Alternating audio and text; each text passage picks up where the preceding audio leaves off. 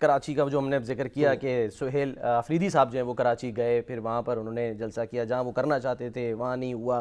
سارا ماجرا ہوا کیا ہے؟ محمد اشد ہمارے جو کورسپونڈنٹ ہیں ہمارے ساتھ ہیں. فریدی صاحب جب وہاں گئے ہیں تو وہاں ان کا بڑا استقبال تو بہت ہوا. اجرک پہنائی سعید غنی صاحب نے اجرک بھی پیش کی، سندھی ٹوپی پہنا دی، استقبال کیا، ٹوپی پہنائی سندھی، اجرک بھی ان کو اڑائی گئی اور بڑا اچھا تاثر پھیلا.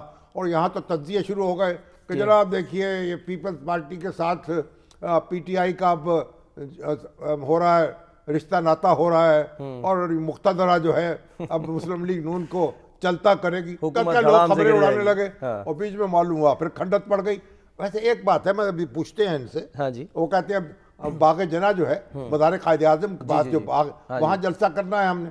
اب انہوں نے کہا یہ جلسے کی اجازت بر وقت نہیں ملی. انہوں نے کہا بھائی یہ تو فیڈرل گورنمنٹ کے پاس ہے، مزار قائد اعظم کا انتظام جو ہے نا وہ فیڈرل گورنمنٹ کے پاس ہے، تو اس کا جو باغ ہے وہ بھی فیڈرل گورنمنٹ کی ذمہ داری، وہیں سے اجازت ملتی ہے، تو وہیں سے اجازت ملتی ہے. اس میں کوئی تاخیر ہو گئی، انہوں نے کہا ہم جلسہ نہیں کریں گے. ان کا سر تاخیر پتہ نہیں کیسے ہو گئی، ایک دن پہلے اجازت مل گئی تھی ان کو، ایک روز پہلے. پھر ہم روڈ شو کر لیں گے. اب اس سے جو کچھ بھی ہوا نتیجہ یہ نکلا کہ پیپلز پارٹی اور جو ان کا ہے رومانس جو شروع ہوا تھا وہ پہلے ہی حلے میں وہ دھڑام سے نیچے گر گیا، دھڑام سے نیچے گر گئی عمارت. وہ شیخ چلی نے جو خواب دیکھا تھا نا، کہ وہ خواب دیکھا کہ انڈے بیچوں گا تو پھر مرغیاں خریدوں گا تو پھر یہ جناب بکریاں لوں گا، بکریاں بیچوں گا تو پھر گائے لوں گا، گائے بیچوں گا تو پھر اونٹ لوں گا، اور پھر یہ بات میں اس میں سواری کروں گا اور اس طرح چلوں گا. اور جو اونٹ کی سواری شروع کی تو معلوم ہوا کہ جو انڈے کی ٹوکری تھی اس پہ پاؤں پڑا اور سارے انڈے ٹوٹ گئے، بٹا بیٹھ گیا، خواب چکناچور ہو گیا. خواب چکناچور ہو گیا. صحیح ہے. اشد کون ہے؟ اشد محمد اشد ہے. السلام علیکم. جی السلام علیکم. اشد صاحب آپ بتائیے مجھے کہ آپ جلسہ گاہ میں موجود تھے باغ جنا میں خود؟ جی بالکل، ہم نے ہوا کیا ہے وہاں پہ پورے دن کوریج کی. دیکھیں جس طریقے سے ابھی آپ ذکر کر رہے تھے، سلمان صاحب بھی ذکر کر رہے تھے کہ اجازت کا حوالے سے بھی بات ہو رہی تھی، تو 6 جنوری کو باقاعدہ طور پر پاکستان تحریک انصاف کی جانب سے جو تھا وہ ایک خط لکھا کیا ضلع انتظامیہ کو کہ وہ 11 تاریخ کو جلسہ کرنا چاہتے ہیں باغ جنا میں. اس حوالے سے باقاعدہ طور پہ 10 تاریخ کو کی شام کو ہی اجازت نامہ جو تھا وہ ان کو دے دیا گیا. سندھ حکومت کا یہ موقف تھا کہ ہم نے وربلی ان کو پہلے ہی بتا دیا تھا پاکستان تحریک انصاف کو کہ آپ کو جلسہ کرنے کی اجازت دے دی ہے، اور آپ کو جو ریٹن میں جو آپ اجازت نامہ مانگ رہے ہیں وہ بھی آپ کو مل جائے گا، آپ تیاریاں جاری رکھیں. لیکن جو ہوا یہ کہ پہلے تحریک انصاف جیسے ہی ضلع انتظامیہ کی جانب سے دیا گیا تو پھر انصاف جانب سے یہ بیان سامنے آیا ہے کہ ہم بہت دیر کر دی ہے اجازت نامہ دینے میں، لہٰذا اب ہم مزار قائد کے بالکل سامنے جو روڈ ہے جو وی آئی پی گیٹ کے ساتھ سڑک ہے وہاں پر اب جلسہ کریں گے، جس کے فوری بعد پھر جو جو انجار ہیں کہ وزیر داخلہ ہیں انہوں نے کبھی پھر بیان آیا کہ سڑک کے اوپر کہیں کرنے کی اجازت نہیں دی جائے گی، باغینا جہاں کی اجازت نامہ مانگا. پھر یہ بتائیں آگے پھر کیا ہوا، اس رات کو کیا ہوا؟ مارا ماری کیا ہوئی پھر جب اس کے بعد پھر ایک تحریک انصاف کی طرف سے یو ٹرن ہوا، اور میں اسی طرف آ رہا ہوں کہ انہوں نے پھر کہا کہ ٹھیک ہے اب ہم باغ جنا میں ہی جلسہ کریں گے. لیکن رات گئے جب وہاں پہ ان کی ٹیم کے لوگ وہاں پہ کچھ کارکنان وہاں پہ پہنچے تیاریوں کے لیے، تو وہاں پر پولیس کی جانب سے بھی ایکشن ہوا. جب ہماری سندھ حکومت کے ذرائع سے بات ہوئی تو ان کا کہنا تھا کہ قواعد و ضوابط کے حوالے سے باقاعدہ طور پر تحریک انصاف کو بتا دیا گیا تھا، 20 سے زائد پوائنٹرز تھے جس پر ان کو قائل کیا گیا تھا، لیکن ان کی پاسداری نہیں کی گئی تحریک انصاف کے کارکنان کی جانب سے، ان کی تنظیم کی جانب سے، جس کے بعد یہ کارروائی عمل میں لائی گئی. پولیس نے کیا کارروائی کی؟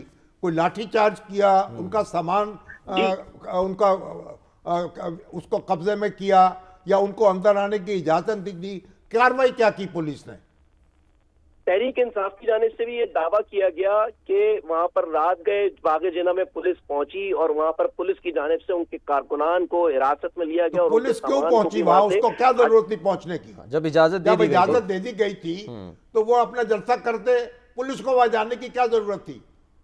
बिल्कुल यही बात सिंध हुकूमत से भी जब की गई तो सिंध हुकूमत का जो मौक़िफ़ सामने आया, उनका ये कहना है कि जब तहरीक इंसाफ की जो पूरी टीम थी, जो उनके रहनुमाओं से बातचीत पहले ही हो चुकी थी, उनको कुछ चीज़ों पर बताया गया था कि रियासत के खिलाफ जो नारेबाजी तो रियासत तो बेचारी अभी कोई नारा नहीं लगाया, अभी तो पहुंचे नहीं है वहां, पुलिस पहले पहुंच गई उनसे। देखिए, जब ये जिस दिन जो सीएम केपी यहाँ पर पहुंचे हैं कराची में, उसके बाद ही जब ये एयरपोर्ट से इंसाफ हाउस तक और उसके बाद फिर ये वापस बागे जिना गए, फिर कराची प्रेस क्लब गए, वहां पे भी जो था मीडिया से खिताब किया। इस दौरान के जो इनका ये सफर था उसमें कुछ इस तरह की चीजें हुई जिसके ऊपर सिंध हुकूमत को एतराजात थे और यही बयान सिंध हुकूमत की जानिब से दिया गया। अब ये बताएं, ठीक है वो तो आ गया, इंक्वायरी ये कहा गया नहीं, सिंध हुकूमत ने अगर कहा उनको एतराज था तो वहां जलसा पर जलसे की इजाजत मनसूख कर देते। इजाजत भी मनसूख नहीं की, पुलिस भी भेज दी। जी बिल्कुल, यही जो थी कुछ बातें थी जिसकी जानिब से हमने भी सिंध हुकूमत से इस बारे में बार बार उनसे बात की, तो उनका ये कहना था कि ये सब चीजें होने के बावजूद यकीन दहानियां पीटीआई की जानिब से कराई जाती। यहाँ पे मैं एक चीज का जिक्र बिल्कुल जरूर करना चाहूंगा कि जो कि सिंध हुकूमत की जानिब से किया गया और ये हमने खुद भी इस चीज को ऑब्जर्व किया कि जो तहरीक इंसाफ का जो तंजीमी ढांचा है सिंध में, अगर मैं खुसूसी तौर पे अगर हम बात करें तो इसमें हमेशा से जो है वो ज्यादा मजबूत नहीं रहा। चाहे जब तहरीक इंसाफ की वफाक में हुकूमत थी उस वक्त भी अब ये देखते हमने ये चीज ऑब्जर्व करते थे कि यहाँ पे उनका जो तंजीमी ढांचा है वो कमजोर है, क्योंकि कोई मुख्तलिफ रहनुमाओं की जानिब से मुख्तलिफ बातें जो थी वो इंतजामिया से की जा रही थी। कोई रहनुमा जो कोई कराची लेवल के रहनुमा थे वो कुछ और बात कर रहे थे, जो सिंध लेवल के रहनुमा है, जो सदर है वो कोई और बात कर रहे थे। तो इतना धाड़ते हैं टीवी स्क्रीन पे आके, शमीम नकवी साहब हैं, इतने पुराने माशाल्लाह उनके लीडर हैं, ऐसे ऐसे लोग वहां मौजूद हैं।